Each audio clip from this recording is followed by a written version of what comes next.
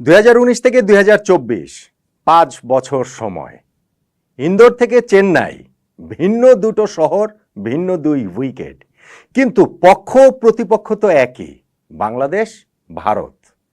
এই 5 বছর সময়ে বাংলাদেশ ক্রিকেটের উন্নতি কি তাহলে মাত্র 20 রানের? এই সিরিজের প্রথম টেস্ট চেন্নাইতে বাংলাদেশ হেরে গেছে আমরা 280 রানের বিশাল ব্যবধানে। এই ম্যাচটা আমরা জিতবো এরকম অবস্থা থেকে, এরকম ইকুয়েশন থেকে আমরা ইনফ্যাক্ট সেকেন্ড দিনই পুরোপুরি ছিটকে গিয়েছিলাম। আমাদের প্রথম ইনিংসে ব্যাটিংয়েই সেই সর্বনাশের জায়গাটা হয়ে গিয়েছিল। তারপরও দ্বিতীয় ইনিংস ঘিরে একটু আশা, একটু স্বপ্ন তো ছিলই। সেই স্বপ্ন জয়ের নয়, সেই স্বপ্ন ইনফ্যাক্ট ড্রয়েরও নয়, সেই স্বপ্নটা লড়াইয়ের। সেই লড়াইটা কি বাংলাদেশ আসলে করতে পারলো? আমরা কি পারলাম ওই আমাদের উন্নতির ছাপটা দেখাতে? নাকি ওই যে বললাম উন্নতিটা 5 বছরে হয়েছে মাত্র 20 রানের? কেন আমি এই 20 রানের কথা বলছি এবং এই চতুর্থ দিনে এসে চেন্নাই টেস্টে আমরা যে হেরে গেলাম 234 রানে সেকেন্ড ইনিংস অল আউট হয়ে গিয়ে, তাতে আসলে মোমেন্ট অফ দ্য ডে আপনি কোনটাকে বলবেন? দেখুন, এই দিনের শুরুটা যেটা বলছিলাম, আমাদের প্রত্যাশার জায়গাটা কি ছিল? আমি ভিডিওটা যে করেছিলাম সেখানে বলেছিলাম যে না, আমরা ভাই জিতবো না, 515 রান চেস করে আমরা ভাই ড্র করবো না, বৃষ্টি টিষ্টি সব কিছু মাথায় রেখেও। তারপরেও যদি হচ্ছে কি থার্ড ডে শেষে আমাদের যে অবস্থাটা ছিল, 4 উইকেটে 158 রানে আমরা ছিলাম, এখান থেকে যদি আমরা লড়াইটা করতে পারি, আমাদের শান্ত, আমাদের সাকিব, আমাদের লিটন, আমাদের মিরাজরা যদি অন্তত পক্ষে সেই ফাইটটা দেখাতে পারেন, দলীয় স্কোরটা অন্তত পক্ষে 300, 350 যদি হয়, না হয় আমরা হেরে গেলাম 150 রানে, না হয় আমরা হেরে গেলাম 200 রান, কিন্তু ওই লড়াইটা যদি দেখাতে পারতাম তাহলে সেকেন্ড টেস্টের আগে কনফিডেন্সের জায়গাটা তো আমাদের নিঃসন্দেহে বেড়ে যেত। কিন্তু সেইটা আমরা আসলে পারিনি। চতুর্থ দিন সকালবেলা প্রথম ঘন্টাটা নির্বিঘ্নে কাটিয়ে দেবার পরও আমাদের দুই অপরাজিত ব্যাটসম্যান নাজমুল হোসেন শান্ত এবং সাকিব আল হাসান ফার্স্ট আওয়ারে কিন্তু তারা তাদের উইকেটটা ইনট্যাক্ট রেখেছিলেন। 158 থেকে আমরা 194 পর্যন্ত পৌঁছে গিয়েছিলাম। হ্যাঁ, ভারতের বোলাররা ভালো বোলিং করেছেন, আমাদের ব্যাটসম্যানদের ট্রাবলে ফেলেছেন, কিন্তু তারপরে গিয়ে উইকেটটা তো আমরা হারাইনি।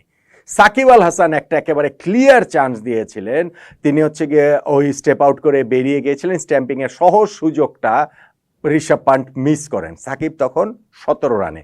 মনে হচ্ছিল যে এই লাকি ব্রেকটাও আমাদের এই পার্টনারশিপটাকে অনেক দূর এগিয়ে নিয়ে যাবে। আমি দেখছিলাম ক্রিক-ইনফোর কমেন্ট্রিতে, খেলাও দেখছি, এদিকে ক্রিক-ইনফোর কমেন্ট্রিও দেখছিলাম, ওইখানে দেখছিলাম একজন বলছেন যে বাংলাদেশ কি এখানে একটা মানে জয়টাকে সেন্স করতে পারছে কিনা।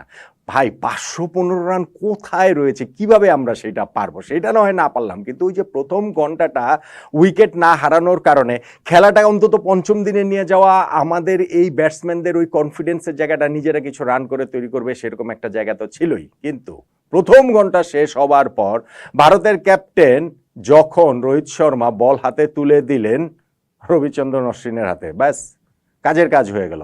অশ্বিন ঘরের ছেলে, এই চেন্নাইয়ের ছেলে, এই তামিলনাড়ুর ছেলে, এবং তিনি ইন্ডিয়ান ক্রিকেটের কি হিউজ ইম্প্যাক্ট তিনি রেখেছেন সেটা তো আমরা জানি। এই টেস্টের কথাও দেখেন না, যেই সেঞ্চুরিটা তিনি করেছেন তার 6টা টেস্ট সেঞ্চুরির মধ্যেই এইটা প্রবাবলি বেস্ট।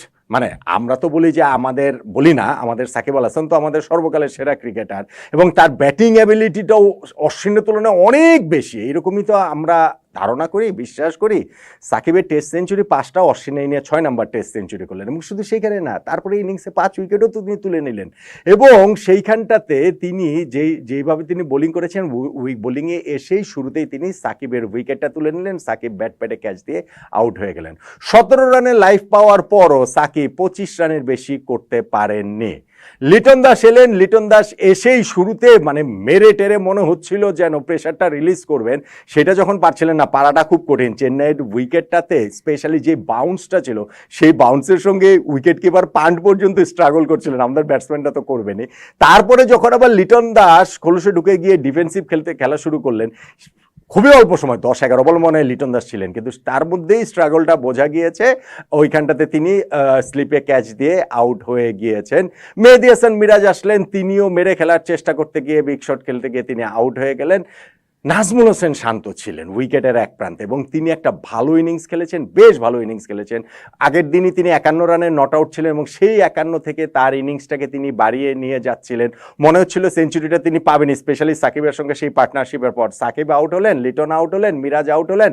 সো তার পার্টনারদের অভাবে পড়ে যাওয়ার জন্য পড়ে যেতে পারেন এরকম একটা আশঙ্কা। যদিও আমাদের টেইল তো রয়েছেই, কিন্তু সেই টেইলের উপরে আর কতটুকু ভরসা করতে আমরাই বা পারি না, ক্যাপ্টেন শান্ত আর কি পারবেন। ফলে ক্যাপ্টেন শান্ত মেরে খেলার চেষ্টা করেন এবং মেরে খেলার চেষ্টা করতে গিয়ে তিনি ক্যাচ দিয়ে আউট হয়ে গেলেন 82 রানের সময়। রবিচন্দ্রন অশ্বিন তিনি শুধু সেঞ্চুরি করেননি এই ম্যাচে, সঙ্গে আবার হচ্ছে গিয়ে 5 উইকেটও নিয়েছেন। আমি তো ম্যাচের পরপরই ভিডিওটা করছি, নিশ্চিতভাবেই ম্যান অফ দ্য ম্যাচে অশ্বিনেরই আসলে হবার কথা। সো বাংলাদেশ যেইখানটাতে 4 উইকেটে 158 রানে এই ইনিংস এই দিনের খেলাটা শুরু করেছিল, সেইখান থেকে আমরা প্রথম ঘন্টাতে কোনো উইকেট না হারিয়ে 194 রানে পৌঁছে গিয়েছি। তারপরে আর 40 রান যোগ করতে আমরা অল আউট হয়ে গেছি। 194 থেকে 234-এর মধ্যেই আমাদের শেষ 6টা উইকেট চলে গিয়েছে। আমি যেটা বলছিলাম যে আমাদের উন্নতি কি তাহলে মাত্র 20 রানের 5 বছরে, সেটা বলছি কেন? দেখুন, 5 বছর আগে সর্বশেষ যে ভারত সফর, সেখানে প্রথম টেস্টে আমরা ইন্দোরে খেলেছিলাম, সেখানে প্রথম ইনিংসে আমরা অল আউট হয়েছিলাম ওই জায়গাটাতে গিয়ে যে 150 রানে। এইবার আমরা প্রথম ইনিংসে অল আউট হয়েছে 149 রানে। ওইবার সেকেন্ড ইনিংসে আমরা করেছিলাম 213, এইবার সেকেন্ড ইনিংসে আমরা করলাম 234। প্রথম ইনিংসে 5 বছর আগের চেয়ে 1 রান কম করেছি, সেকেন্ড ইনিংসে 5 বছর আগের চেয়ে 21 রান বেশি করেছি। আপনি যদি টোটাল 2 ইনিংস মিলিয়ে ধরেন, তাহলে 2019 সালে সিরিজের প্রথম টেস্টে আমরা 2 ইনিংস মিলিয়ে করেছিলাম 363 রান, আর এইবার 2 ইনিংস মিলিয়ে করলাম 383 রান। 20 রানেরই তো আমাদের উন্নতি। জয় পরাজয়ের ব্যবধান ওইটা বাদ দেন, ওই আগেরবার আমরা ইনিংস হেরেছিলাম, এইবারে যদি ভারত আমাদেরকে ওই ব্যাটিংয়ে নামাতো, মানে ফলন ফোর্স করাতো, তাহলে আমরা ইনিংসেই আসলে হারতাম।